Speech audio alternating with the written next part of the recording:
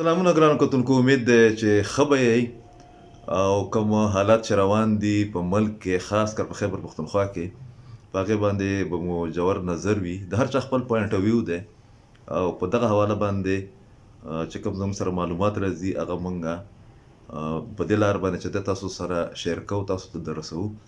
کوم غټ پیشرفت چې شوی دی هغه هماغه دی چې کوم نګران حکومت جوړ شوی دی په خیبر پښتونخوا کې د محمد اعظم خان په سربراهۍ کې. او د هغې نه بعد چې دی مونږ محسوسوو، داسې تاسو ټول به محسوسوئ هم چې دلته کې کم سیاسي کشیدګي چې وه، کم بد کلامي چې وه، کم بد زباني چې وه، د هغې په هغه کلچر کې یا د هغې په هغه سلسله کې چې دی کمی راغلی دی. دا ډېره ښه خبره ده په یو داسې وخت کې چې خیبر پښتونخوا د شدت پسندۍ په ولقه کې ده او دلته کې د حملو تعداد چې دی هغه مو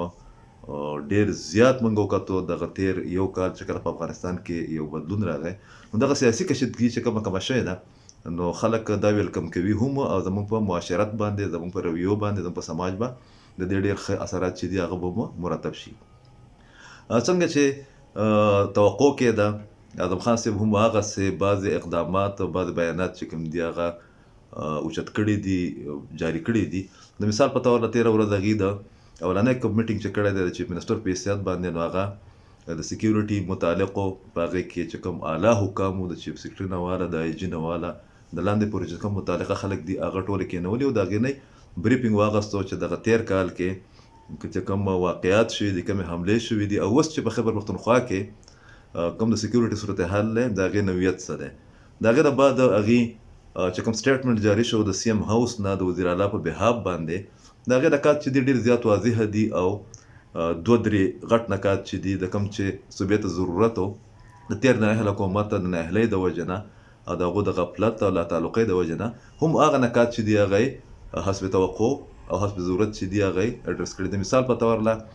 سټیټمنټ دا راغلی دی چې د امن په صورتحال باندې یا سکیورټي سچویشن چې دی په هغې باندې اعظم خان صاحب د تشویش اظهار کړی دی. چې کوم آی جي او د هغه ټیم چې و هغه ټول ډیټیلز یې دغه سره شیر کړي دي. دا ویلي چې دا به زمونږ پریارټي نمبر 1 وي چې مونږ په صوبه کې امن قایم کړو. او هم دغه وجه ده چې د امن په باره کې چې د خلکو کوم خدشات و د تېر حکومت د پالیسو په حواله، د لاتعلقۍ په حواله باندې هغه یې اډرس کړي دي. او زما خپل خیال دا دی چې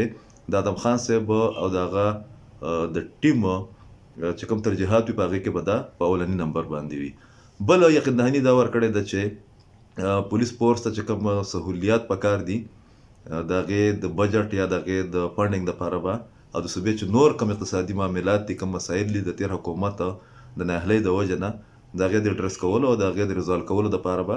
اعظم خان صاحب ویلي دي چې زه به اولنی کوشش دا کوم اولني فرصت کې چې د وزیر اعظم شهباز شریف سره او د هغه د کابینټ سره دغه معامله چې ده دا راوچته کړمه. درېیمه غټه فیصله هغه ډېره اهم ده، هغه پولیس اهلکار چې هغه تېر حکومت د عمران خان صاحب سمیت د خپلو رشته دارانو، د خپلو دوستانو او د بعضې شخصیاتو په حواله باندې تعینات کړي وو، مامور کړي وو د هغو په سکیورټي په نوم باندې. د هغې تعداد چې کوم دی هغه اپیشلي 1800 ښودلی کېږي، خو کوم چې د میډیا پرسنز دي د هغو د رپورټ مطابق دغه 3.5 نه واله تقریبا 4,000 پورې دي. نو ویلي دي چې د دې کې یو سکروټني وکړي، د دې مانیټرنګ په نتیجه کې یا د سکروټني په نتیجه کې دی چې کومو خلکو ته لایف تھریټ وي، هغې ته ضرورت وي د پولیس اهلکارو، هغو ته پرېږدئ نور چې دي هغه واپس کوي. او په دغه واپس کوونکو متوقع اهلکارو کې د زمان پارک کې چې کومه د خیبر پښتونخوا پولیس اهلکار دي هغه پکې هم شامل دي. او په بنیګاله کې چې کومه اهلکار د غټ خان یا د دنګ خان په سکیورټي باندې محمود خان صاحب تحفه کړي وو، د هغې واپسي چې ده هغه پکې هم شامله ده. پکې دا درې غټ سټیپس وو. بله غټه ډیولپمنټ چې دی، اگر چې صوبایي کابینه هغه لا ناسته نه ده، خو ظاهره ده چې چیف ایگزیکټیو د اعظم خان صاحب هغه یقین دهاني ده، بلکې رابطې هم شوي دي د فیډرل ګورنمنټ سره. کوم چې معاملات اقتصادي صوبې ته راپېښ دي د تېر حکومت نااهلۍ د وجې نه، هغه به د فیډرل ګورنمنټ سره د بجټ یا د فنډ د ریلیز کولو په حواله باندې وزیر اعلی صاحب چې دی هغه حل کوي او راوچتوي او د هغې رابطې چې دي هغه شوي دي. دغه رنګې ګورنر چې دی هغه هم دغه پیشرفت ته ویلکم کړی دی.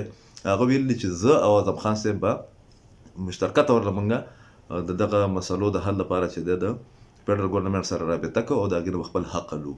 دا ښه ډیولپمنټ دی په دې حواله باندې چې اوس په زمونږ سکیورټي فورسز ته خاص کر زموږ چې بیوروکراسي ده یا زموږ چې پولیس فورس دی هغې به د ابهام نه بوځي د یو یېرې نه بوځو چې حکومت یا چیف ایگزیکټیو اف پراوینس یا سی ایم هاوس یا گورنر هاوس یا کور کمانډر هاوس زموږ شاته نه دی ولاړ. که په دغه منځ کې د کور هیډ کوارټر یو کردار نه وی نو محمد خان صاحب خو صوبه عملا حملاورو ته چې د سرنډر کړی وه د پولیس مورال یې ډاون کړی و پکې. نو د موجوده حکومت نه چې کوم توقعات و د نگران حکومت نو په هغې کې دغه چې کوم پیشرفت شوی دی کوم بالکل واضح پالیسي دو ټوک پالیسي چې راغلی ده په دې باندې خلکو سیاسي قایدینو او عوام او د میډیا پرسنز چې کوم دي هغې پې د اعتماد اظهار کړی دی. بل اړخ ته که موږ وګورو نو ضرورت د دې خبرې هم دی چې د دغه چیلنجز په رڼا کې اولني فرصت کې ضرورت د دې خبرې دی چې کوم اپیکس کمیټي ده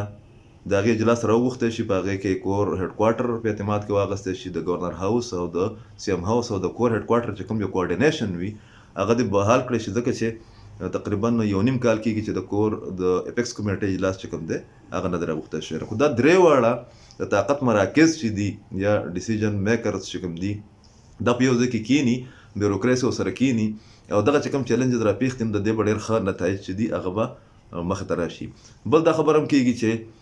د افغان امبیسي سره به په راتلونکې ورځ دوه کې چې دي خبره به کېږي د چیف منسټر هاوس د طرف نه چې کوم د تجارت رکاوټونه راغلي کوم بد اعتمادي راغله کوم مشکلات راپېښ دي په تورخم بارډر باندې یا په انګور اډه باندې یا په غلام خان باندې چې هغه مشکلات لرې کړي او د خیبر پښتونخوا د معیشت د بهترۍ دپاره د افغانستان سره تجارت چې دی هغه دوباره شروع کړی شي. د الیکشن د منډیټ دپاره نگران حکومت راغلی دی چې دا به د الیکشن ارینجمنټس کوي او څنګه چې تاسو ته پته ده چې د 1 فروری نه به د مردمشمارۍ آغاز کېږي بیا به د هغې نه بعد به نوې حلقه بندیانې چې دي هغه به جوړېږي. نو ویلی کېږي دا تجزیهکاران دا خبره کوي چې کېدای شي د حکومت د 3 میاشتو نه زیات خپل وخت تیر کړي د خیبر پښتونخوا د دغه مخصوص حالاتو په تناظر کې. نو موږ بجاته ورله دا ویلی شو چې موجوده نگران حکومت چې دی هغه د سکیورټي په حواله باندې د اقتصادي مشکلاتو په حواله باندې موږ ته د دغه 4-5 ورځو د هغې د بیاناتو نه د اقداماتو نه د میټینګز نه او د هدایاتو نه دا اندازه لګي چې هغې ته د خپلو ترجیحاتو هم پته ده هغې ته د خپلو اهدافو هم پته ده هغې ته د دې خبرو هم ادراک دی چې د خیبر پښتونخوا د دې وخت مسله چې کوم ده هغه سیاسي کشیدګي کمول دي بد انتظامي ختمول دي د سکیورټي حالات چې کوم دي هغه بحالول دي او د هغې سره سره بیا چې کوم اقتصادي ستونزې خیبر پښتونخوا ته راپېښې دي د هغې حل یا د هغې د حل لارې چې دي هغه ټاکل او کتل دي. نو موږ ویلی شو د اطمینان د حده پورې چې په دغه لاین باندې نگران حکومت روان وي د مخصوص حالاتو په تناظر کې نو د صوبې معاملات چې کوم دي هغه د ډېره حده پورې ټیک بوم شي او د خلکو په منځ کې چې کومه بد اعتمادي ده کومه یره ده کوم تشویش دی خاص کر د بیوروکراسي او د پولیس فورس یا د نور چې کوم متعلقه سټیک هولډر دي په هغې کې به کمی راشي. ډېره مننه.